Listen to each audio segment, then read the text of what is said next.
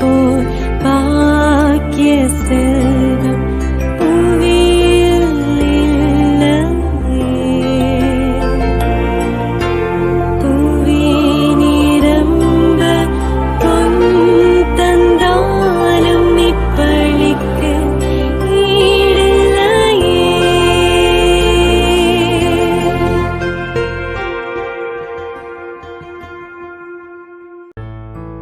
திருப்பலி ஒளிபரப்ப உதவுபவர்கள்: ஜெரோம் குடும்பத்தினர், கேத்ரின் குடும்பத்தினர், மார்ஷல் மற்றும் லேட் லியோ ஜோசப் குடும்பத்தினர், SP Joseph, Baby Teresa, Leo Joseph இவர்களின் ஆன்ம இளைப்பாட்சிக்காக வேண்டி தந்தை மகன் தூயாவியார் பெயராலே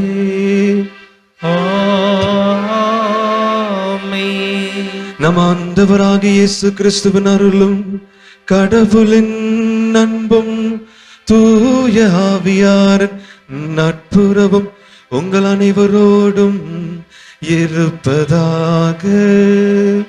உம் ஆன்மாவோடும் இருப்பதாக. சகோதர சகோதரிகளை, தூய மறை நிகழ்வுகளை கொண்டாட நாம் தகுதி பெறும் பொருட்டு நம் பாவங்களை ஏற்றுக்கொள்வோம். எல்லாம் வல்ல இறைவனிடமும் சகோதர சகோதரிகளே, உங்களிடமும் நான் பாவியனை ஏற்றுக்கொள்கிறேன். ஏனெனில் என் சிந்தனையாலும் சொல்லாலும் செயலாலும் கடமையில் தவறியதாலும் பாவங்கள் பல செய்தேன். என் பாவமே, என் பாவமே, என் பெரும் பாவமே. ஆகையால் எப்பொழுதும் கன்னியான புனித மரியாவையும் வானதூதர் புனிதர் அனைவரையும், சகோதர சகோதரிகளே உங்களையும் நம் இறைவனாகிய ஆண்டவரிடம் எனக்காக வேண்டிக் கொள்ள மன்றாடுகிறேன். எல்லாம் வல்ல இறைவன் நம் மீது இரக்கம் வைத்து நம் பாவங்களை மன்னித்து நம் நிலை வாழ்விற்கு அழைத்து செல்வாராக. ஆமென்.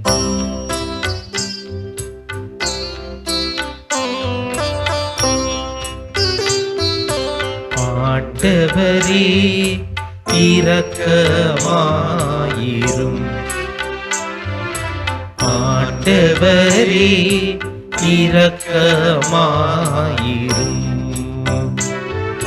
கிறிஸ்துவே இரக்கமாயிரும். கிறிஸ்துவே இரக்கமாயிரும். ஆண்டவரே இரக்கமாயிரும். ஆண்டவரே இரக்கமாயிரும். மன்றாடுவோமாக. இரக்கமுள்ள இறைவா, பாஸ்கா விழாவை கொண்டாடிய நாங்கள் உம்மையை வேண்டுகின்றோம். அதனால் பாஸ்கா கொண்டாட்டத்தின் பயன்களை நாங்கள் எல்லா காலங்களும் துயர்த்திட செய்வீராக. உம்மோடு தூயாவியார் ஒன்றிப்பில் இறைவனா என்றென்றும் வாழ்ந்து ஆட்சி செய்கின்ற நம் ஆண்டவர் இயேசு கிறிஸ்து வழியாக உம்மை மன்றாடுகின்றோம்.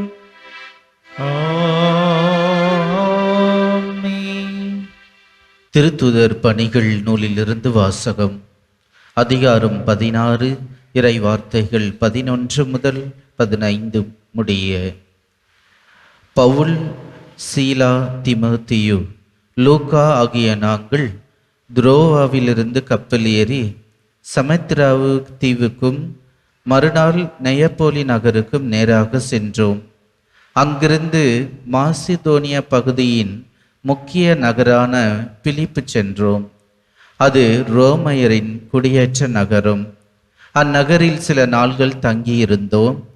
ஓய்வு நாளன்று நாங்கள் நகர வாயிலுக்கு வெளியே வந்து ஆற்றங்கரைக்கு சென்றோம். அங்கு இறைவேண்டல் செய்யும் இடம் ஏதேனும் இருக்கும் என்று எண்ணி அமர்ந்து அங்கே கூடியிருந்த பெண்களோடு பேசினோம். அங்கு தியத்தரா நகரைச் சேர்ந்த பெண் ஒருவர் நாங்கள் பேசியதை கேட்டுக்கொண்டிருந்தார். அவர் பெயர் லீதியா. செந்நிற ஆடைகளை விற்பவரான அவர் கடவுளை வழிபட்டு வந்தார். பவுல் பேசியதை ஏற்றுக்கொள்ளுமாறு ஆண்டவர் அவர் உள்ளத்தை திறந்தார். அவரும் அவர் வீட்டாரும் திருமுழுக்கு பெற்றனர். அதன் பின் அவர் எங்களிடம், நான் ஆண்டவரிடம் நம்பிக்கை கொண்டவள் என்று நீங்கள் கருதினால் என் வீட்டிற்கு வந்து தங்குங்கள் என்று கெஞ்சி கேட்டு எங்களை இணங்க வைத்தார். ஆண்டவரின் அருள்வாக்கு.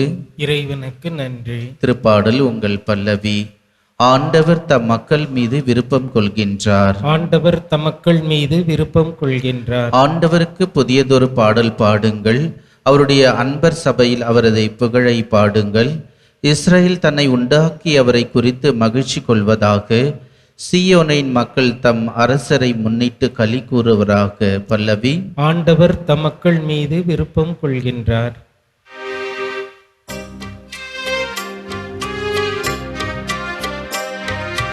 அல்லேலூயா அல்லேலூயா அல்லேலூயா அல்லேலூயா அல்லேலூயா அல்லேலூயா. உண்மையை வெளிப்படுத்தும் தூய ஆவியார் வரும்போது என்னை பற்றி சான்று பகர்வார். நீங்களும் சான்று பகர்வீர்கள்.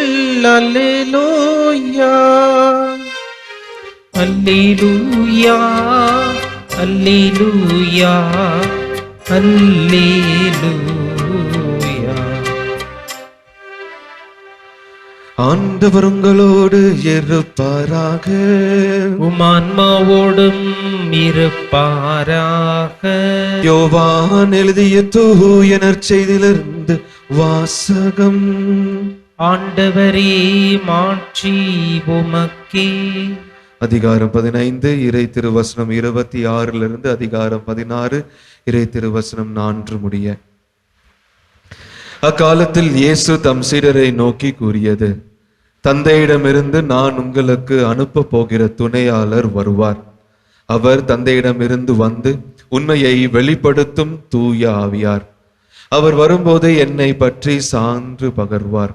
நீங்களும் சான்று பகர்வீர்கள்.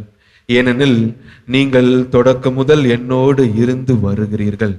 நீங்கள் நம்பிக்கை இழந்து விடாமல் இருக்க இவற்றையெல்லாம் உங்களிடம் சொன்னேன்.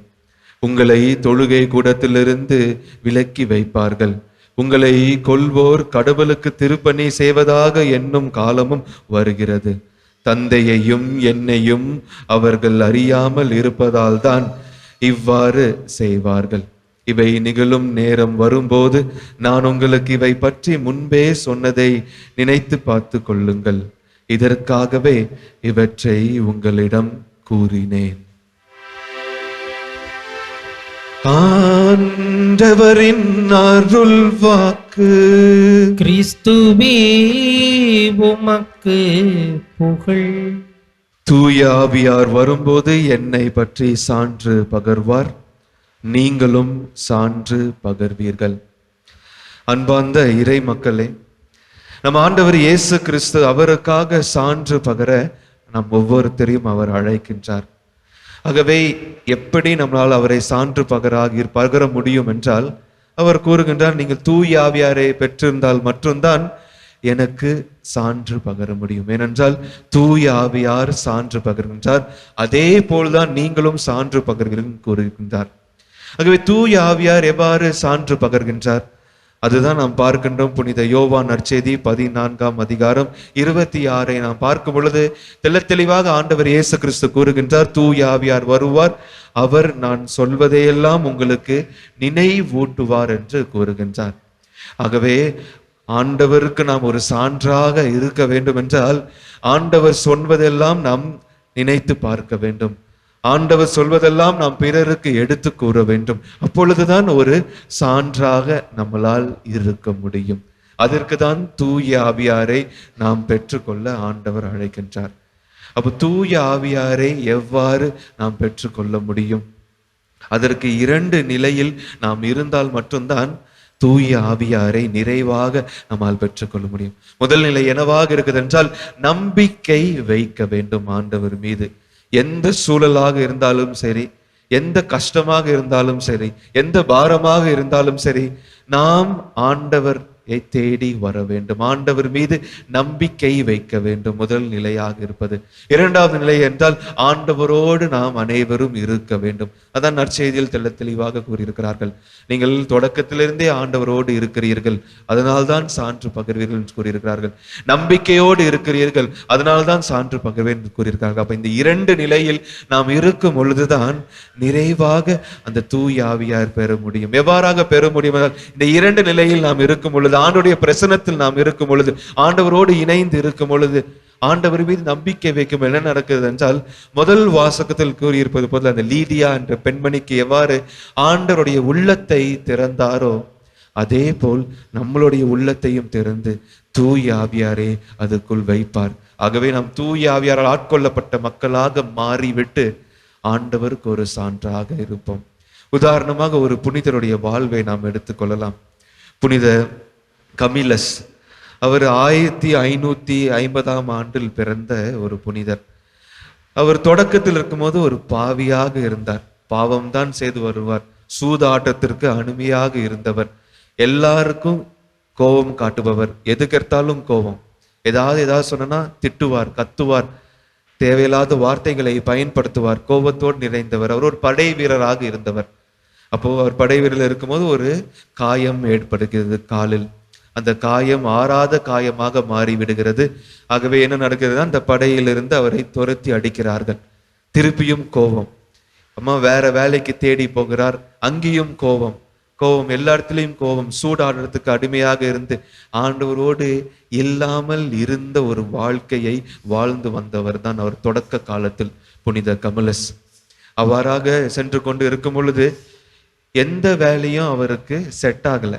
எந்த வேலைக்கு போனாலும் பிரச்சனை தான் வருது, நிம்மதி இல்லை. ஆகவே என்ன செய்கிறார் என்றால், இறுதியாக ஒரு இடத்திற்கு போகின்றார் வேலை செய்வதற்கு. அது எந்த இடமாக இருக்குது என்றால், இந்த பிரான்சிஸ்க சபையை சார்ந்த குருக்கள் அருட்சகோதரர் இருக்கின்ற அந்த இடத்திற்கு அவர் செல்கின்றார். ஆகவே அன்பார்ந்த இறை மக்களே, நாம் மனம் மாற வேண்டும் என்றால் இறைவன் ஒரு பிரசன்னம் நிறைந்திருக்கிற இடத்தில் சென்றால்தான் நாம் அந்த மனமாற்றமே பெறுவோம். அங்க போகின்றார், அங்க வேலை செய்ய ஆரம்பிக்கின்றார், மனம் மாறுகின்றார். எந்த அளவுக்கு மனம் மாறுகிறார் என்றால், அவர் ஆண்டவருக்காக நான் என் வாழ்க்கையை அர்ப்பணிக்கின்றேன் என்று ஒரு குருவானவராக செல்ல போகின்றார். ஆகவே இவ்வாறாக சென்று கொண்டு இருக்கும் பொழுது அவர் ஒரு அருட்சகோதராக இருக்கின்றார். 3ஆம் ஆண்டு இறையியல் படித்து கொண்டு இருக்கின்றார். 1582ஆம் ஆண்டில் படித்து கொண்டிருக்கும் போது அவருக்கு ஒரு வாய்ப்பு கிடைக்கிறது. என்ன வாய்ப்பு என்றால், அவர் ஆண்டவரை சுவைத்து வந்ததாக அவர் கூறுவார். ஆகவே ஆண்டவருடைய அன்பை முழுமையாக பெற்றிருக்கிற நபர். அந்த நோயாளிகளுக்கு அவர் அந்த நர்ஸாக இருந்து உதவி செய்து கொண்டு இருந்தார் அந்த அருட்சகோதரர் புனித கமலிஸ்.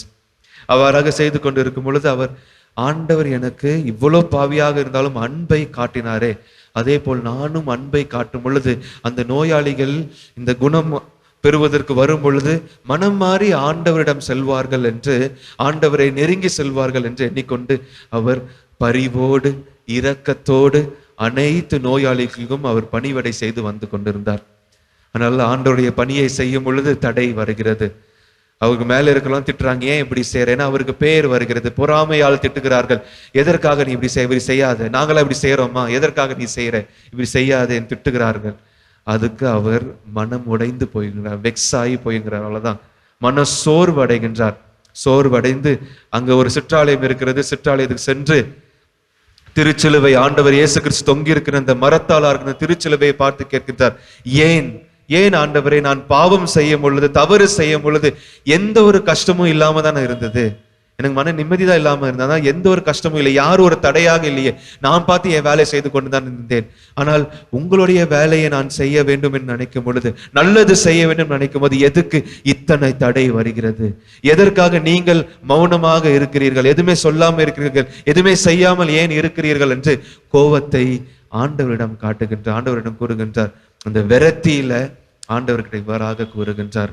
அன்பார்ந்த இறை மக்களே, அந்த விரத்தியாக இருந்த பொழுது கூட கோபம் நிறைந்தவராக இருந்த பொழுது கூட நம்ம ஆண்டவர்கிட்ட தான் செல்ல வேண்டும். ஆண்டவர்கிட்ட சென்றால்தான் ஆண்டவர் சரியான வழியில் நம்மளை வழி நடத்துவார், தூய ஆவியார் வழியாக.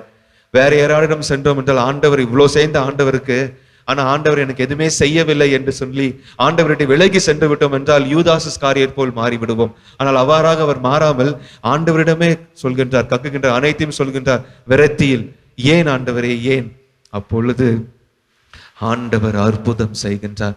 ஆண்டவருடைய இரக்கத்தை மீண்டும் காட்டுகின்றார், அவருடைய பரிவை மீண்டும் அந்த புனிதருக்கு காட்டுகின்றார். என்ன செய்தார் என்றால், அந்த மரத்தினால் அந்த திருச்சிலுவையிலிருந்து ஆணி அடிக்கிற பட்டிருந்த அந்த கை, திருச்சிலுவையில் இருக்க அந்த கை அவரை வந்து அந்த ஆணியிலிருந்து எடுத்து வந்து அவரை அரவணைத்து ஆண்டவருடைய குரல் இவ்வாறாக ஒலித்தது. என்ன சொல்கிறார் என்றால், கோழையே, எதற்காக மன சோர்வு அடைகிறாய்? நீ செய்து கொண்டிருக்கிற வேலை தொடர்ந்து செய், நான் உன்னோடு இருக்கின்றேன். இது உன்னுடைய வேலை அல்ல, மாறாக என்னுடைய வேலையாக இருக்கிறது, தொடர்ந்து செய் என்று ஆண்டவர் இயேசு கிறிஸ்துவுடைய குரல் கேட்கின்றது. அவருடைய உள்ளத்தை ஆண்டவர் திறந்து தூய ஆவியாரை வைத்து என்ன நடக்கிறது என்றால், சரியான பாதையில் செல்ல ஆண்டவர் அழைக்கின்றார். அதற்கு என்ன செய்தார் அவர்? ஆண்டவர் மீது நம்பிக்கை இழக்கவில்லை. அவர் கோபம் இருந்து விரக்தி இருந்தது, எங்க போனார்?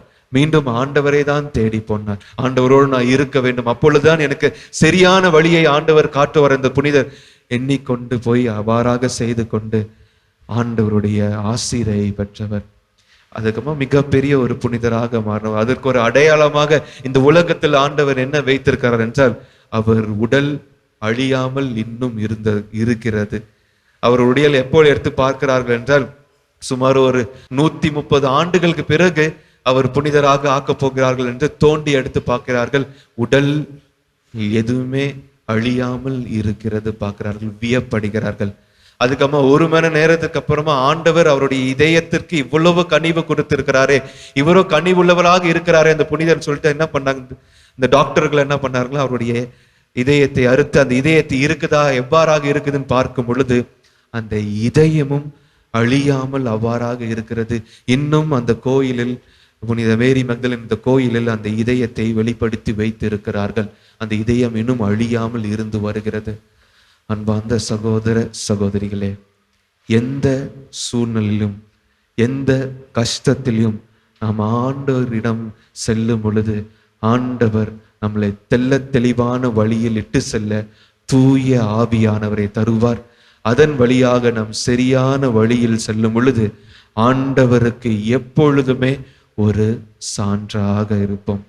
இந்த அருள் நம் வாழ்விலும் எப்பொழுதும் பெறுவதற்கு ஆண்டவரோடு இணைந்து இருந்தால்தான் நடக்கும். ஆண்டவரோடு எவ்வாறு இணைந்து இருக்க முடியும் என்றால், நற்கருணை ஆண்டவரை பெற்றால் மட்டும்தான் அந்த வாய்ப்பே நமக்கு கிடைக்கிறது.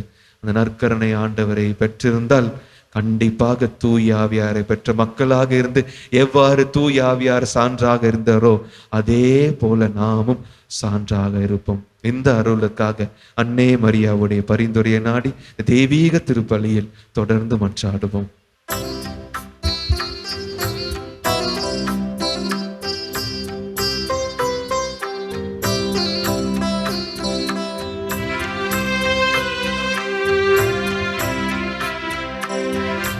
எல்லாம் கொடுத்து நான் என்னையும் அழித்தேன் என்று ஏற்றிடுவாய் இறைவா. எல்லாம் கொடுத்து நான் என்னையும் அழித்தேன் என்று ஏற்றிடுவாய் இறைவா. பலியாக இன்று தயவாக என்னை மாற்றிடு என் இறைவா, மாற்றிடு என் தலைவா. எல்லாம் கொடுத்து நான் என்னையும் அழித்தேன் என்று ஏற்றிடுவாய் இறைவா.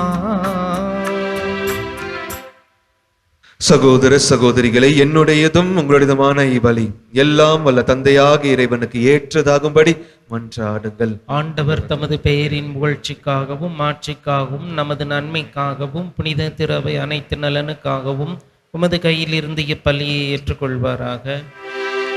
ஆண்டவரே, அக்களை பொறும் திரு அவையின் காணிக்கைகளை ஏற்றுக்கொள்ள உம்மை வேண்டுகின்றோம். இப்பெரும் மகிழ்ச்சிக்குரிய காரணத்தை நீர் தந்திருப்பதால் அதன் பணிகளாகி முடிவில்லா பேரின்பத்தையும் எங்களுக்கு அருள்வீராக.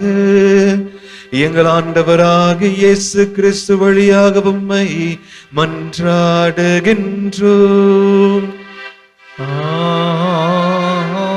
ஆமென். ஆண்டவர் உங்களோடு இருப்பாராக. உம்மான்மாவோடும் இருப்பாராக. இதயங்களே மேலே எழுப்புங்கள், ஆண்டவரிடம் எழுப்பியுள்ளோம். நம் இறைவனாகிய ஆண்டவருக்கு நன்றி கூறுவோம். அது தகுதியும் நீதியும் ஆனதே. ஆண்டவரே, எக்காலத்திலும் உம்மை புகழ்ந்துரைப்பதால் எல்லாவற்றுக்கும் மேலாக எங்கள் பாஸ்காவாகிய கிறிஸ்து பலியான சிறப்பான காலத்தில் உம்மை இன்னும் மிகுதியாக வாழ்த்தி போற்றுவதும் மெய்யாகவே தகுதியும் நீதியும் ஆகும். எங்கள் கடமையும் மீட்புக்குரிய செயலும் ஆகும். ஏனெனில் உலகம் பாவங்களை போக்கும் மெய்யான செம்மறி அவரே. எங்கள் சாவை தமது சாவால் அழித்தவரும் தமது உயிர்ப்பினால் எங்கள் வாழ்வை புதுப்பித்தவரும் அவரே. ஆகவே பாஸ்கா மகிழ்ச்சி பொங்க அனைத்துலகின் மாந்தர் அனைவரும் மக்களிக்கின்றனர். அவ்வாறே ஆற்றல் மிக்கோர் அதிகாரம் கொண்ட தூதர்களும் மது ஆட்சியை புகழ்ந்து பாடி முடிவின்றி சொல்வதாவது: தூயவர் தூயவர் தூயவர், வான்படைகளின் கடவுளாம் ஆண்டவர். விண்ணகமும் மண்ணகமும் உமது மாட்சியால் நிறைந்துள்ளன. உன்னதங்களிலே ஓசன்னா. ஆண்டவர் பேரால் வருகிறவர் ஆசி பெற்றவர். உன்னதங்களிலே ஓசன்னா. தூயாவியாரை பெற வேண்டுமென்றால் ஆண்டுடைய நற்கருணையை நாம் பெற வேண்டும். இப்பொழுதுதான் இந்த சாதாரண அப்பம், இந்த சாதாரண திராட்சை ரசம் தூயாவியார் வழியாக தந்தையாம்களுடைய பிரசன்னத்தின் முன்பாக ஆண்டவருடைய தூய உடலும் இரத்தமுமாக மாறவிருக்கின்றது. ஆகவே எவ்வாறு அந்த புனிதர் அனைத்தையும் அர்ப்பணித்தாரோ, நாமும் ஆண்டவரிடம் அனைத்தையும் அர்ப்பணித்து அவரை முழுமையாக நிறைவாக பெற்றுக்கொள்வோம். ஆண்டவரே, நீர் மெய்யாகவே தூயவர், தூய்மை அனைத்திற்கும் ஊற்று. ஆகவே உம்முடைய ஆவியை பொழிந்து இக்காணிக்கைகளை தூய்மைப்படுத்த உம்மை வேண்டுகின்றோம். இவ்வாறு எங்கள் ஆண்டவர் இயேசு கிறிஸ்துவின் உடலும் இரத்தமுமாக எங்களுக்கு இவை மாறுவனவாக. அவர் பாடுபட உளம் கனிந்து தம்மை கையளித்த போது அப்பத்தை எடுத்து நன்றி செலுத்தி அதை பிட்டு தம் சீடர்களுக்கு அளித்து கூறியதாவது: அனைவரும் இதிலிருந்து பெற்று உண்ணுங்கள், ஏனெனில் இது உங்களுக்காக கையளிக்கப்படும் என் உடல்.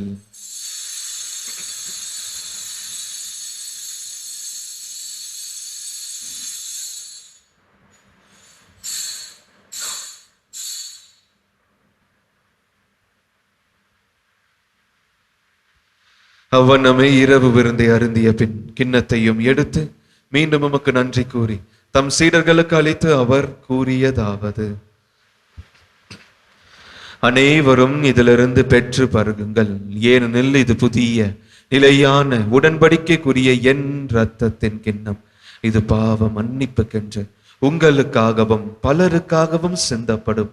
இதை என் நினைவாக செய்யுங்கள்.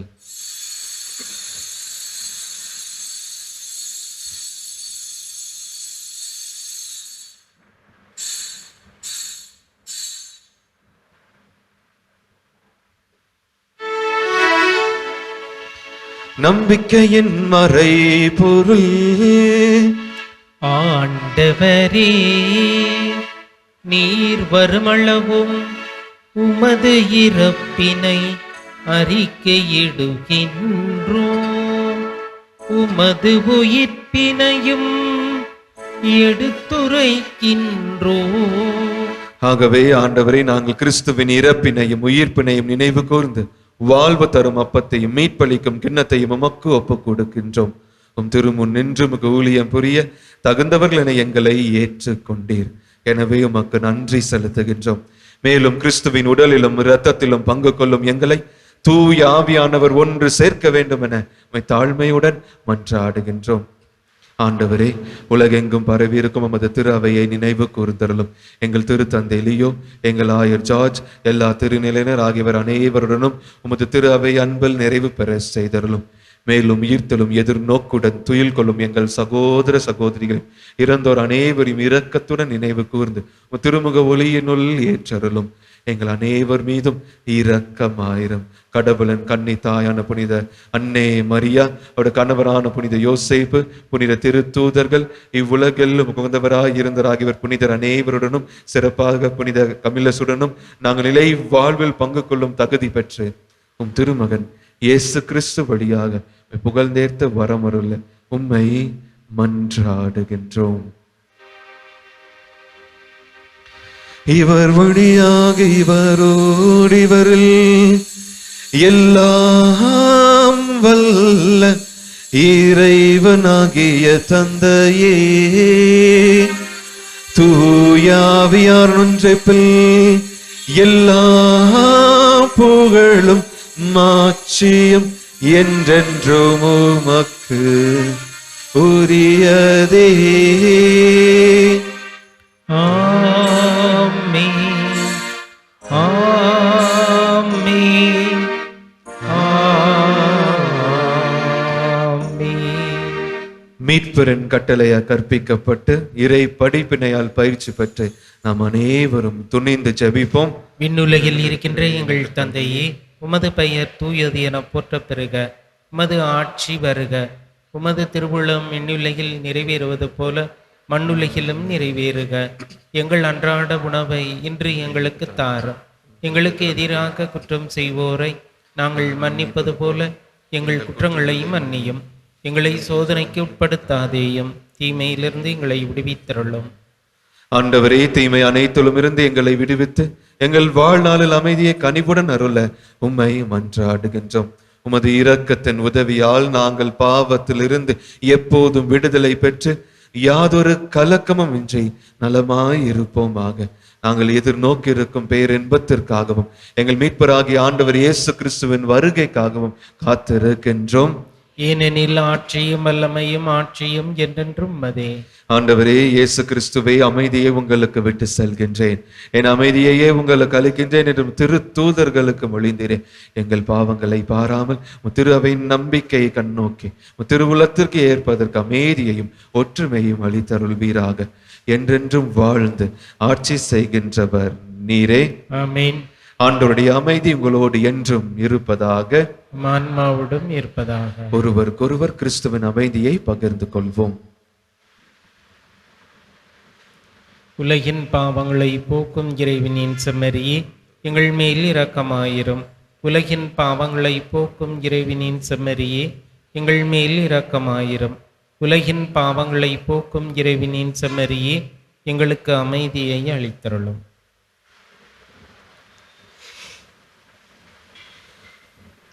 அன்பார்ந்த இறை மக்களை, எப்பொழுதுமே ஆண்டவரை தேடி நாம் வருகின்றோம் என்றால் ஆண்டவர் நமக்கு எப்பவுமே சிறந்ததை தான் தருகின்றார்.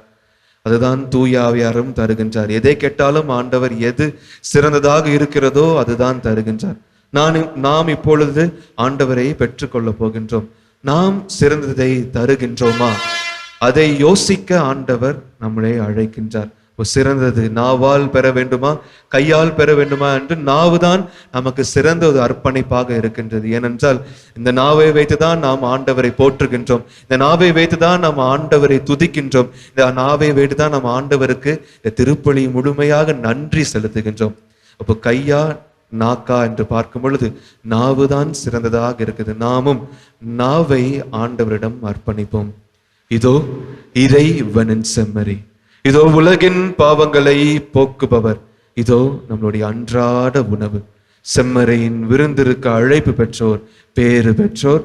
ஆண்டவரே, நீரின் இல்லத்தில் எழுந்திருள்ள நான் தகுதியற்றவன், ஆனால் ஒரு வார்த்தை மட்டும் சொல்லியருளும், எனது ஆன்மா நலமடையும். வல்லமையுள்ள மன்றாட்டு. அருள் மழை பொழியும் ஆரோக்கிய தாயே, துன்பப்படுவோரின் துயர் துடைக்கும் தயமிகு தாயே, இதோ அசைக்க முடியாத முழு நம்பிக்கையுடன் உமது திருத்தலத்தில் கொடியுள்ளோம். உமது வல்லமையுள்ள மன்றாட்டினால் எங்களை காத்தருளும். நாங்கள் எவ்வித தவறிலும் கேட்டிலும் விழாதபடி எங்களை கரம் பிடித்து வழிநடத்தும் தாயே, எல்லாவற்றிற்கும் மேலாக இறை இயேசுவையே அன்பு செய்யவும் அவருக்காகவே வாழவும் எங்களுக்கு துணை செய்வீராக. ஏழைகளையும் ஆதரவற்றவர்களையும் அன்புடன் அரவணைக்கும் அன்னையே, எங்கள் ஆண்டவர் இயேசு கிறிஸ்துவோடு ஒன்றித்திருக்கின்ற நீர் சக்தி மிக்கவராய் இருக்கின்றீர் அம்மா. நாங்கள் கேட்பதை தட்டாமல் தருகின்ற அன்பு தாயே, துன்ப துயரங்களிலிருந்து எங்களை காப்பாற்றும், தீராத வியாதி வருத்தங்களிலிருந்து விடுவித்தருளும், வறுமையில் வாடும் எங்கள் வாழ்வை வளமாக்கும், அமைதின்றி அலையும் எங்களுக்கு ஆறுதல் தாரும், வாழ்வதற்கு அறியாத வருந்தும் எங்களுக்கு வாழ வழிகாட்டும், எங்கள் குடும்பங்களையும் தொழிலையும் ஆசீர்வதித்து பாதுகாத்தருளும் தாயே. ஆமென். மன்றாடுவோமாக.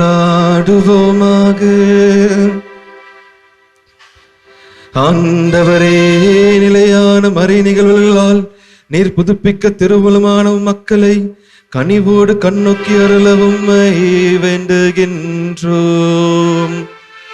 அதனால் நாங்கள் மாட்சிக்குரிய உடலில் நலிவற்ற உயிர்த்தெழுதலுக்கு வந்து சேர அருள் வீராக.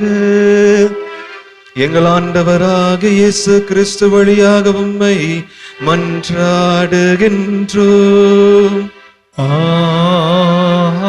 ஆமென். ஆண்டவர் உங்களோடு இருப்பாராக. ஆன்மாவோடும் இருப்பாராக. எல்லாம் வல்ல இறைவன் தந்தை மகன் தூயாவியானவர் உங்களுக்கு ஆசை வழங்குவாராக. ஆமென். தூயாவியார் வழியாக ஆண்டவர் இயேசு கிறிஸ்துவுக்கு எப்பொழுதுமே சான்றாக இருக்க சென்று வாருங்கள். திருப்பலி நிறைவேறிற்று. இறைவனுக்கு நன்றி. திருப்பலி ஒளிபரப்ப உதவியவர்கள்: ஜெரோம் குடும்பத்தினர், கேத்ரின் குடும்பத்தினர், மார்ஷல் மற்றும் லேட் லியோ ஜோசப் குடும்பத்தினர், SP Joseph, Baby Teresa, Leo Joseph இவர்களின் ஆன்ம இளைப்பாட்சிக்காக வேண்டி